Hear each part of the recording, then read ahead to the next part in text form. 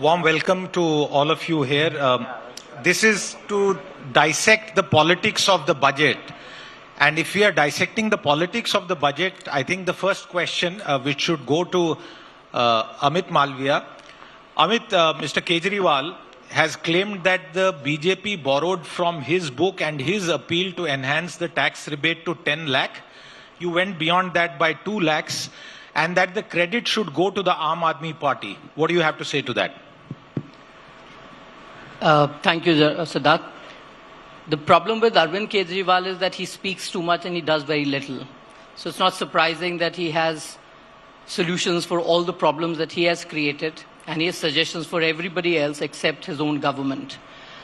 But having said that, this budget is quite a transformative budget on multiple levels. Not just the tax reform, which is sweeping in the sense that for the first time, the true middle class will actually have tax-free income up till 12,75,000, including the standard deduction, which means if a husband and wife together earn up to 25 lakhs, it will be tax-free. Now that's a massive amount of money in the people's hand that will boost up consumption. It not only limits itself to those who earn up till 12 lakhs, but the new tax brackets that have been put in place will effectively bring down the tax rate for every individual, every salaried class of this country. So your effective tax rate, which has seen the highs of 97% under the Congress regime when Indira Gandhi was the Prime Minister, to now when it is effectively around 21%. This is on direct taxes. Even in the indirect taxes, in the last 10 years that Prime Minister Modi has been at the helm of affairs, we've ensured that GST has brought down the effective tax rate from 15% to 12.2%. Now, no other government in the history of India has brought in these significant reforms, both in direct and indirect taxes. Let me come to the fiscal prudence of the budget, or the fiscal deficit number. Everybody was expecting that the government might be at 4.5%, but the budget has outlined it at 4.4%, which is better than what most analysts, market watchers, and political analysts had been expecting. So on that count, every welfare program is being done in the framework of financial prudence. The third important aspect is on the capex. How much is the government putting out to build infrastructure? And there has been a steep increase in the outlay. For 25-26, the number is about 17% higher than what it was for 24-25. So on these three parameters, which are essentially very, very critical for any country to grow, to increase consumption, to increase expenditure, this budget has achieved this. And obviously the big icing on the cake is the push for tax reforms and the big amount of money that is now going to go in the hands of middle class, which will obviously boost up consumption. And not just middle class, every single individual who's starting out his career, the young people of this country will effectively now be able to take back the entire home, the sum of money. And to put it in perspective, earlier, when the UPA was in power, if you were earning 16,666 rupees, which was tax-free, today you'll be earning up to 1 lakh rupees, which will be tax-free. Okay. So, I mean, clearly, I don't think any political party, any political leader could even envision this kind of budget which has been presented in this budget session. Before I go to Praveen, the numbers man on the panel, Jasmine, to you, the BJP seems to have found the true middle class just strategically right before the Delhi elections. What do you have to say? I think the middle class of India cannot be fooled so easily by the BJP. And, the numbers say it all. Only 2% of India's population pays income tax. Everybody else pays indirect taxes, which is your GST, your excise, and all of that. तो आपने 2% लोगों के लिए अगर एक छोटी सी lollipop दे दी, how are you solving the problem of the bulk of the middle class? You talked about Mr. Kejriwal's articulation of the problem of the middle class. He didn't just ask for increasing the tax limit. He asked for that, and thankfully after the pressure of Mr. Kejriwal, they did do something about that. But he raised total seven demands, which actually affect everyone in the middle class. Now, this is where, the kind of jugglery comes in by the BJP. Indirect taxes in India have increased astronomically. For the first time, GST has been imposed on essential food items, never happened in the history of India. The excise tax on petrol and diesel has been increased 3 times in the last 10 years. So, अगर दिल्ली के middle class की बोले या देश के middle class की बोले, people know that you have looted them for the last 10 years with both hands. And Delhi election के पहले, if you're giving them a small lollipop, sorry, you cannot convince them so easily. The bigger problem, I'll tell you what is this with budget, is that it doesn't even admit that the economy is in deep crisis. You know, we have a huge crisis of growth. We seem to be stuck at around 6% GDP growth number. Even the projection, I mean, this is the vision of the budget कि अगले साल भी 6% से खुश रही है. And the problem is, there is no investment that is happening in India. The private investment is down. FDI is at a 16-year low. And this investor confidence, one important reason why the investor confidence is down is there is no rule of law in this country. There is only the rule of BJP.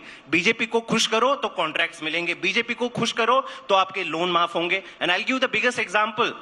Bodies like Election Commission of India, I'm telling about incidents that have happened today because we are just hours before the Delhi election. The Delhi Police and Election Commission of India are operating as branches of BJP. Today, unheard of thing has happened. The Chief Minister of Delhi has been filed with an FIR. And why? Because she went and tried to stop goons of BJP from influencing votes in slum in the silent period. What does Delhi police do? It goes and slaps FIR against the chief minister. तो खुलेआम गुंडागर्दी करोगे, आपको लगेगा investor आके India में invest करेंगे. Investors are fleeing India. Lakhs of people, HNIs are fleeing India. That is the problem that you need to address. Okay, from the budget we have dived straight into the election. Amit, I know you'll want to respond, but Praveen Chakravarti, you are the man in the middle and hopefully not in a muddled debate. We will keep the focus on the budget. In your reckoning, how far can this tax rebate go? Because the Congress, to its credit, has 2 budgets in the last 30 years, which made significant improvements as far as tax architecture is concerned, and 1 goes to the BJP. With Nirmala Sitharaman's 8th budget, I think it's basically out of 4, 50-50. In your reckoning, Praveen, how far will this budget go to boost economic growth? I'll very quickly answer that specific question with data and numbers, and then I'll go to a larger point about the budget. This is income tax statistics data as of assessment year 2023-24. The beneficiaries of this change in income tax would be 15 lakh families. That's it. 15 lakh families. When you increase the exemption limit from 7 to 12 lakhs. This is not my data. Income tax statistics assessment year 2023-24. Now, what is missing in the budget? I think we would all agree that about 60 to 65% of our country is below the age of 30. They're not exactly jumping up in joy with some increase in 7 to 12 lakhs, which is welcome, by the way, which is good, welcome. But there are 2 problems that have gone unattended, and that this particular move will not solve. One, if you all remember, the last budget, there was this big bang announcement by the finance minister of something called the internship scheme, which was an idea borrowed from our manifesto, which was the right to apprenticeship. And that said, and I'm quoting, 1 crore youth will be given skills and jobs and internships over the next 5 years. Did you hear a word about that scheme in this budget? A word. And that impacts 65% of this country. Absolutely nothing. We don't know what happened. And I'll tell you why there was no word. It was the budgeted amount was 2,000 crores for this scheme. They ended up spending less than 300 crores. That's an admission of failure. And that is what was actually the crying need.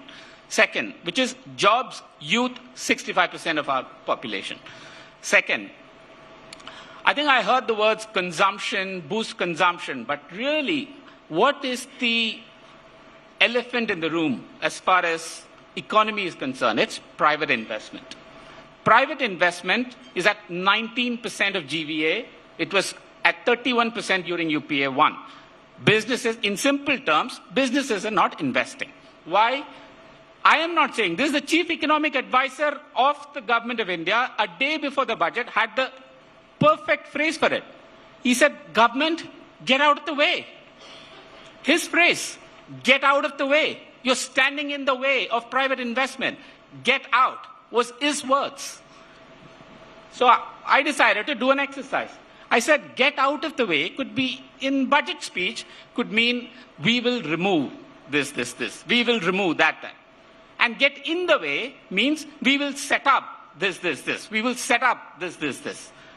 In the budget speech, we will remove was uttered twice.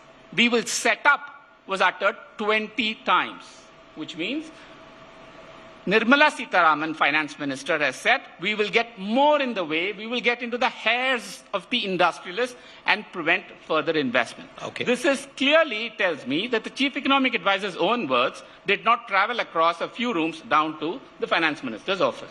Okay. Amit, you have a lot to respond to. Go ahead. Look, there are about 7.9 crore taxpayers in this country. And I think our friend from the Congress seems to miss the fact that this tax rationalization will benefit every single salaried taxpayer of this country, which means it's a very large sum of people that we're talking about, their families and those dependent on them. In Delhi alone, that number which will benefit from this tax rationalization is about 1 crore and more. Coming to the larger macroeconomic issues and investor confidence and so on and so forth. You know, I find it quite rich coming from the Aam Aadmi Party spokesperson whose remit is quite limited to Delhi, and they've actually failed Delhi as well. If we were having this program 4 days later, perhaps he would even skip this program because he would not be able to defend the results that are expected on the 8th. But having said that, do you know that India in the last 10 years has seen its FDI double up? From $300 billion, the number is actually about $667 billion. The capex as percentage of your GDP has doubled. The indirect taxes, like I said, has gone down from 15 to 12.2%. I heard the AAP spokesperson say that nothing has ever been so expensive in this country. I think his memory goes back to the time that AAP came into existence, and that's not a very long period, but this country has been around much longer. He's probably not seen what the Congress years were like, and he obviously does not know data behind what lied, before 2014. So I can't hold it against him, but he has a job to do. The metro rail infrastructure has doubled, the airports have more than doubled, the highway construction has doubled, the number of kilometers of highway that we built up till 2014. But the last 10 years we built more. Allow me to interrupt you. Then why is headline growth declining? Look, headline growth is still between 6.5% and more. This is the projection that is given by several institutions, including the RBI, IMF, and others. We have to understand that this is the highest growth rate for any emerging economy in the world.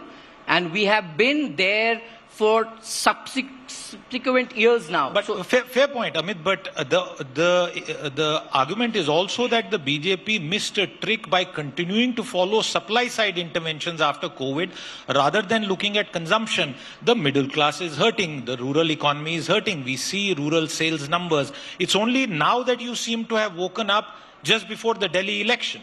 Siddharth, you understand economics as well as we do. The fact is that a lot of countries focused on consumption to tide over the COVID crisis, and they've all landed up with inflation, drop in investments. Look at what's happening in America, what's happening in Europe, and so on and so forth. India ensured that we put food on the plate of the people. We pulled out 25 crore people from poverty. Extreme poverty has gone down in India as a consequence of that. That was a period that we had to tide over. Once we are done with that, we are now looking at boosting consumption, and that is why this step is proactive, is well ahead of its time, and your assertion that consumption has gone down or rural markets or rural population is hurting is actually not borne in facts. If you look at the consumption report published by the NSSO just about 6 months ago, they have very clearly said that the rural consumption has gone up, And in fact, let me finish, because of the ration program that we ran during COVID, people are now spending their money on vegetables and milk and eggs and other products instead of cereals. So there has been a spike in consumption. The consumption has moved towards more healthier option, and that is what is really manifesting itself in the productivity that we see. The step taken now to push consumption or to give more money in the hands of the middle class, those starting out their careers, the young, is essentially to address the other part of the spectrum, because you can't have a situation where you have inflationary pressure because you're putting a lot of money in the hands of the people and ensuring that you stifle your growth. You've got to manage growth imperatives, you've got to manage consumption, and you have to make sure that your interventions are timely. I wonder what the RBI will think of your argument, because over the past 2 years, the RBI still believes that inflation is a concern. That's why interest rates have not been reduced. We have Friday to wait for that. Jasmine, I'm coming to you, and just to add one more point, I'm sure you want to respond to what has been said earlier. You know, one of the comments that I have noticed on social media is that the Sheila Dikshit government built a lot of infrastructure in Delhi.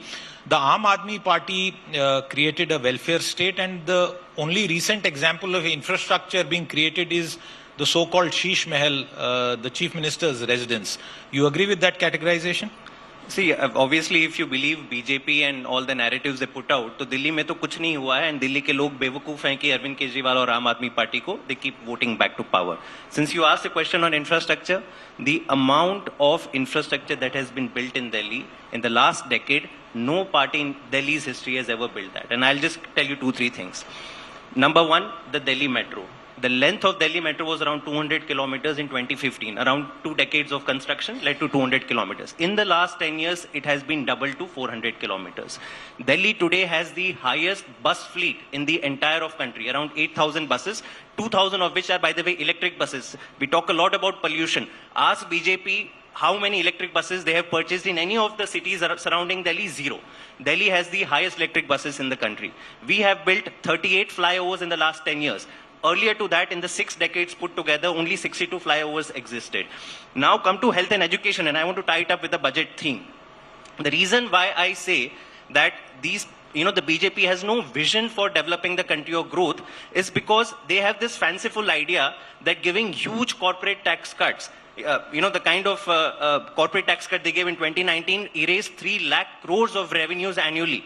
But look at their investment in health and education. Union budget 2015 has allocated only 2.5% of the budget to education and only 1.9% of the budget to healthcare, which, by the way, India spends the least amount of on health and education amongst all the G20 countries. Compare that with Aam Aadmi Party in Delhi. We had in government schools around 24,000 classrooms back in 2015. In the last 10 years, we have added 22,700 classrooms. We've literally doubled the stock of that. We have built 550 mohalla clinics from scratch. We've increased the hospital bed capacity by 50%. So narratives aside, there has been a huge shift. And see, these are the matters that touch the lives of daily people. This idea that India will develop, but we can continue deprioritizing health and education, we can invest all the money into tax cuts and not worry about the stagnant wages. I'm going to refer to the Chief Election Economic But on the wages bit, advisors. the BJP has also announced a pay commission. That is for the government. Let's worry about the overall economy, right? Overall economy, one of the big numbers that the Chief Economic Advisor spoke about is that the real wages in India have stagnated for the last, not stagnated, declined in the last 6 years. 2018 mein, what an average salaried worker was earning, you are earning less today. But look at the contrast with corporate profits. Corporate profits are at a 16-year high. So, आप अपने अमीर दोस्तों के लिए तो बहुत अच्छी योजनाएं बना रहे हैं. Why cannot you do that for the average आम आदमी? You don't spend on health. Let me take that quickly to you. Amit, 2019 September historic rate cut. If we added that, then the pendulum would swing in the BJP's favor in terms of tax reform. 3 against 2 broadly. I know Praveen might have observations on that, but we can come to that. But you failed. Corporate India is not investing as much as you want, and clearly wage growth is an issue. Again, let me do a fact check. In second quarter of 2024-25, 42.5% is the jump in investments that has been done by corporate India. This is the data that is widely available in the public domain. The FDI has increased post that. Private investment is also on an upswing. So I'm not quite sure where you get that pessimism from. But let me come to what the Aam Aadmi Party spokesperson just said. And just for his benefit and for the benefit of your viewers, any performance should be measured in the right context. So I did a study about Puducherry, another union territory with a legislative party structure like Delhi. So you should have like-to-like comparison, where Puducherry stands and where Delhi stands, similar structures, similar governance model. On every single parameter, I looked at infrastructure, per capita availability of power, Puducherry is better than Delhi. Water resource management, Puducherry is better than Delhi. Percentage of households with tap water, Puducherry is better than Delhi. Public transport, he spoke about buses, Puducherry is better than Delhi. By the way, Delhi hasn't purchased a single bus in the last 10 years that Arvind Kejriwal has been in power. All buses have been... No, let me finish. Fake Let me finish. Let me finish. Let me finish. I'm not done. Let me finish. All buses were given by the center. Arvind Kejriwal has not invested even a single bus.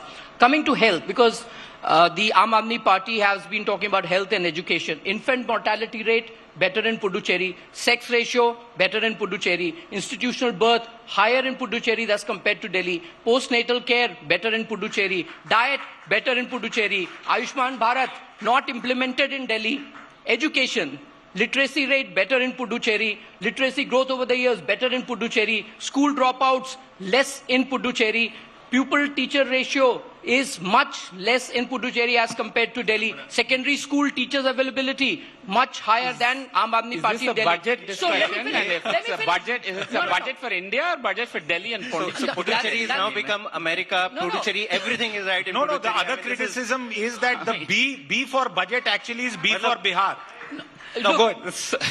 No, okay, let Praveen come in because he's been listening to both of you patiently. So because I thought I came for a budget conclave, and with the emphasis being on the word budget, and last time I checked, it was a budget for all of India, not two tiny territories. But I think really we have to be serious now in terms of what the budget actually meant. And remember, when I said private investment and all of that, I was quoting the current chief economic advisor. It wasn't made up. Okay, so I didn't say that the private investment was declining and was not my view. It was actually in a survey. Realistically, let's think about this. And I think Jasmine alluded to this. What is the fundamental problem? The fundamental problem that we have today is in GST. It is 100% of Indians pay GST.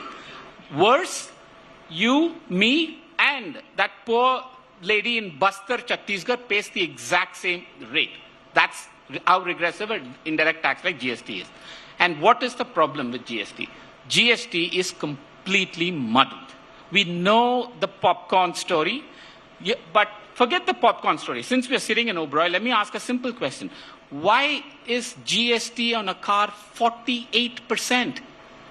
Why are we paying 48%? Remember, if you actually cut that down, it would automatically boost consumption. And 18% on health insurance. Can I come in? The GST is not just the centre's responsibility. I'm coming to that. I know you say that. Aam Aadmi Party, Congress, wherever you are in power, you also contribute to it.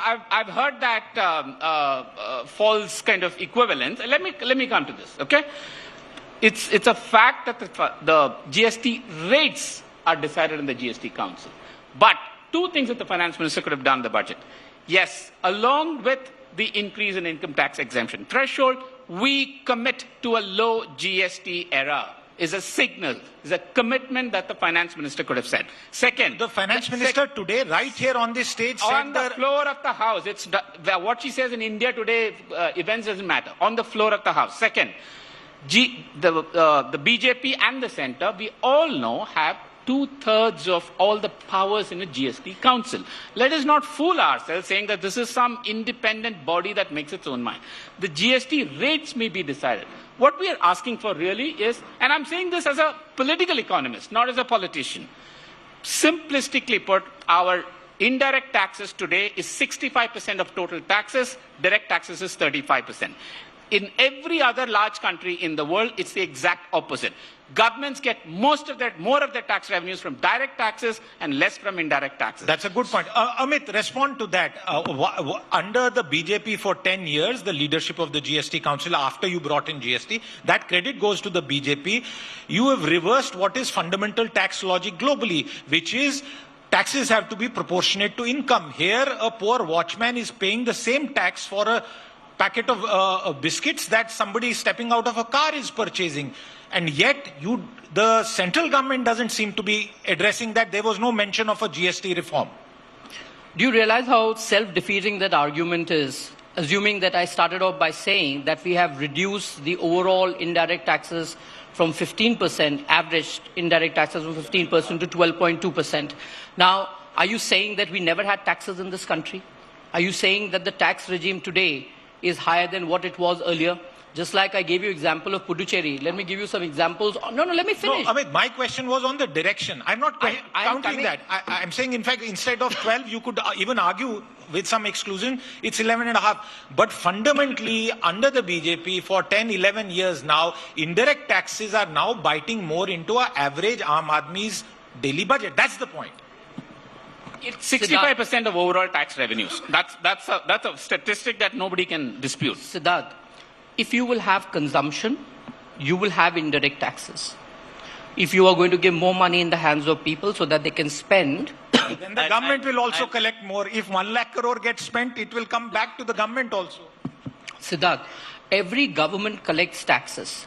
It's not the first time that this government is collecting taxes. And you need taxes if you have to build infrastructure, if you have to run social welfare programs. If you build 11 crore toilets, if we build 4 crore houses, if we have built 40,000 kilometers of highway, if we've built 157 airports, if we have built more AIIMS, more IITs, we've started more medical colleges, it requires money. And the government has to get that money from taxes. So we are enabling people to spend more. We are also bringing down the indirect taxes. If there's higher consumption, there'll always be higher collection of taxes. But has the government not done anything to rationalize the indirect taxes? The answer is no. The criticism is unfair, and particularly coming from the Congress, which saw people up to 97% in the socialist era. We are far, far better off today. Where does the Aam Aadmi Party stand? There's a GOM which is looking at fixing some of the issues that were mentioned here. For example, GST on health insurance premiums. Where does the Aam Aadmi Party stand? Because we have heard from our colleagues who cover the council meetings that sometimes the states are aligned with the center, sometimes they are not. What is really going on? No, we are always going to do what is right for the people. If there are some right decisions made, we'll support it. Our purpose is not to oppose everything that happens in GST Council. But let me now correct my friend here. Where we stand is GST on essential day-to-day use items, which the poorest man in India also uses, should be abolished. For the first time in Indian history, I don't think even British charged GST on things like milk, on atta, on paneer, on buttermilk, all of these things. You know, this is quite a political interpretation because it was also hidden. In our earlier tax structure, some taxes were hidden. They have just come out in public. Not at all. So let them, if they agree with this, let us agree on this, that if they should not be there, then remove it. Why are you insisting ki garib se garib logo ko? And let the grand old party's representative here come in on that. No, I have not. See, I have not finished. Responding to this. Okay. The bigger thing, and see, their point saying ki we need to spend on things and we need the money. No, you are not spending on things that the Aam Aadmi wants. Have you been spending on healthcare? India has the lowest per capita expenditure on healthcare, amongst 190 countries. Let Praveen also come in. But no, the money that they want is actually going into making, corporate the loans. They have waived off 10 lakh crores of loans in the last 5 years. They've given the biggest corporate tax cuts. Let Praveen come in. Amit, I'll come to you. Let Praveen come in because he's been listening very patient. Praveen, come in. No, see, I think, again, trying to stick to the budget and the economics of it, GST cut is the surest and the fastest way to trigger a consumption boost. And that is so if indeed that was the economic rationale behind the income tax cut, then the wrong tool was used. The tool is GST. And GST has been for far too long muddled, very high, and very complicated. So the simplest thing to do to boost consumption would have been to reduce GST. The next thing to do to boost private investment, like I said, was simply, we would have liked the finance minister to have said, okay, we want to encourage exports. So we are going to go back to a complete reduction of import duties and tariffs like we had back in 1991 when the trend started. Instead, what did we hear? We will cut tariff duties for blue wet leather and some marine fish products. No. That's exactly why the chief economic advisor suggested, advised, get out of the way, please. And that did not happen. Amit. Look, first of all, the surest way to increase consumption is not to reduce GST, but to give more money in the hands of the people so they can spend on whatever they like, rather than you reduce taxes on certain things and tell people buy this because this is cheaper, don't buy this because this is not cheaper. The second thing is the Aam Aadmi Party is so worried about the health budget and about the premium on health insurance. The first thing that she should do is implement Ayushman Bharat. Before Arvind Kejriwal and Atishi Marlena go out of office, they should sign their decision to implement Ayushman Bharat, and that will make sense. Lastly, GST on household items like flour, atta, honey, sanitary pads is 0%. So the claims made by the Aam Aadmi Party spokesperson here are lies. They are factually incorrect. They are fabricated because it wants to feed into a certain narrative they have. The truth is, again, I'm saying that there is a great deal of rationalization, and no government in the history of India has ever rationalized both direct and indirect taxes like Prime Minister Modi's government has done. The new direct tax bill is going to be tabled next week. It will be there for everybody to see. But the truth is that there's a lot of canard being spread on the GST. I just pointed out 3 items where the tax GST is 0%, and it was staggeringly high in the Congress regime. Okay. So when we talk about issues, we have to be factually correct. And lastly, if the government was not listening as the opposition claims, Prime Minister Modi would not have been a third-term Prime Minister, and Arvind Kejriwal would not be getting voted out on the 5th of February. 8th February will bear me out what I'm saying. Okay. Jasmine, on Ayushman and then to Praveen. See, and this is why, Will you sign Ayushman Bharat? No, I'll tell you why. No, will you implement it? Will you please tell Atishi after you go out saying we have to sign it? Let's not be a bully on this panel. Allow me to speak. No, okay? but you have to answer this question. Total allocation for Will you tell Ayushman, Atishi the to people sign of India Ayushman needs- Bharat? Even though you call her temporary CM, will you ask her to sign Ayushman Bharat? Amit, you have asked your question. Let him answer. This is the kind of bullying with investors. That is why investors are fleeing India. है ना? क्योंकि आपके पास ताकत है, आप चिल्लाओगे, आप उनके पीछे ADCBI छोड़ोगे. आपके पास भी एक माइक है, मेरे पास भी एक माइक है. Ayushman Bharat allocation for 140 crore Indians is 8,000 crores. You know what is Delhi government's health budget for 2 crore people of Delhi? 9,500 crores. एक MRI machine That लगवा is why दो. Ayushman is a jumla. The kind of exclusions Ayushman Bharat has. If you own a two-wheeler, if you have a pakka ghar, if your income is about 20,000, Ayushman doesn't apply. Delhi mein not even 5% of the public will be applicable. Our health scheme, be it Mohalla clinic, be it free surgeries, free MRI, CT test, everything is covered for every person in Delhi. That is the difference between committing and believing in spending in healthcare versus only doing jumlas like Ayushman. Okay. The fact is, you can commit anything, but if there are no MRI machines and there are inadequate beds, how does anybody get any health care? There That is are the problem of 150 Delhi. MRI labs empaneled in Delhi government. Praveen, just 10 seconds answer. Would you not admit that despite gaining control over the municipalities, the condition of roads in Delhi, which are under your control, not DDF, so please don't take me there, have worsened actually? I use them every day. Everyone in this room uses them. Is that not a right question to ask? Why is that the case? For 15 years, BJP misruled and misgoverned in the MCD. It left it as a bankrupt organization. I'm not saying that everything the has PWD changed. is But under in the you. last two, no, the last 2 years, the internal colony roads, you asked about internal colony. In the last 2 years, lot of things have started changing. I'll tell you one small thing.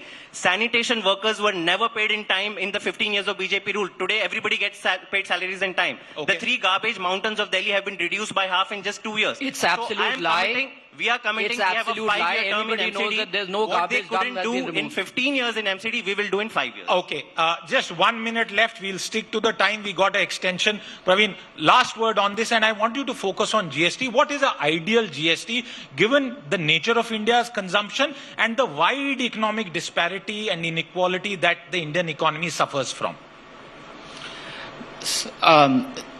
The ideal GST, which is the revenue neutral rate, which basically the ideal structure of a GST is one rate, then there is a -1 and a +1, 3 rate slabs with a 0 rate, and something very high if you needed for some extreme sin goods. That's the structure that we have proposed and we've been sticking to. But since it's a budget thing, I think I'll end by saying, when we went into the budget, you will realize Praveen, this. continue because we just got another extension of time. Okay, so you will, that's good. So you will realize, I mean, and all of us here saw that, including the government's own economists, were writing in papers saying, we need a 1991 type reform budget, including former members of the Prime Minister's Economic Advisory Council. 1991 reform type budget, the time is now. And why did they say that? And I agreed with them. We all agreed with them. Why did they say that? Because it was very, very clear that we are at that stage where the economic, there are global economic headwinds, our domestic economic seas were choppy. We needed a new boat to ride this wave. What we got instead was Finance Minister Nirmala Sitharaman tinkering with the old boat. And despite everybody saying this boat is over, its lifetime is finished, please get us onto a new boat. And we did not get that. And that is the primary disappointment about this year's budget, regardless of what is going to happen in Delhi or what is happening in Pondicherry or Puducherry. You know, I'm glad Praveen has no pressure of Delhi because he knows the outcome for the Congress. But having said that, let me broaden this discussion around budget. For the longest time, those seeking reforms wanted Air India privatized. This government has done it without a murmur. Do we realize this or not? FDI in insurance. For the longest time, there was a demand to have 100% FDI in insurance. This budget has allowed 100% FDI in insurance. There seems to be no discussion around it. 20,000 crore investment in nuclear reactor plants. Now, what is it going to do? It is going to produce sustainable power in this country, and that is a major fillip for clean energy, reducing our dependence on fossil fuel, ensuring that the EV market comes alive in the manner that we want it, ensuring that the pollution goes down. The infrastructure capex has been significantly enhanced, despite the fact that we are investing 11.21 lakh crores. Increment of 17% has been earmarked for the next financial year. If you look at all of these aspects in the finer detail of the budget, you will find it's a vision for a developed India by 2047. The Congress had several decades to outline their vision. They failed this country. The Nehruvian growth is for everybody to see. Prime Minister Modi is scripting a new dawn for India, and we are truly on that path. As far as the Aam Aadmi Party is concerned, they had 10 years in Delhi. They have ruined Delhi, if not anything else. And I am glad the people of the city have now decided that they have had enough of them. Arvind Kejriwal goes out. We will build a capital that India truly deserves, the capital of Viksit Bharat, as we call it. That is the vision that this budget has put out. Okay, 30 seconds to you, Jasper. Their vision of Viksit Bharat, they've already told the people of Delhi that if we come to power, free education is going to be stopped, free healthcare, mohalla clinics are going to be shut down, electricity. In all their states, you get the kind of power cuts that you see in Gurgaon, Noida. All those electricity power cuts will be, you'll see them in Delhi. Free electricity and water, which gives a life of dignity to the poorest man in Delhi, that will also be rolled back. And You know, the kind of things that they've been saying, see, Viksit Bharat, bolne se Viksit Bharat nahi hoga. Still now, they do not agree that health and education mein invest karna chahiye. Till now, the kind of abysmal numbers that the union government invests in health and education. And by the way, this is the Gujarat model. Gujarat has, aap Puducherry ki baat kar rahe the, I wish you had spoken about Gujarat, that it invests the least amount of its budget in health and education. 40% of children in Gujarat are malnourished. Comparing you to Gujarat is putting you above your children weight. in Gujarat you deserve do not to be even compared cross to 10 Puducherry, standards. and that is why I pegged you. That is the reality of what BJP will Comparing do. you to Gujarat is like putting a 50 kg wrestler in 90 kg category. You don't Okay. deserve to be there. Okay, there is a political dangle that Nobody is deserves to be underway in in Delhi, and that clearly had some shadow over this panel discussion. But I want to thank Amit, Praveen, and Jasmine for their participation here. Clearly, after what has happened in the budget, the action should ideally shift to GST reforms, which is fundamental to ensuring continuing growth. And we leave that to the GST Council, which, by the way, has all states, opposition, and BJP ruled as part who take a call on our future. Thank you very much for your time with us today.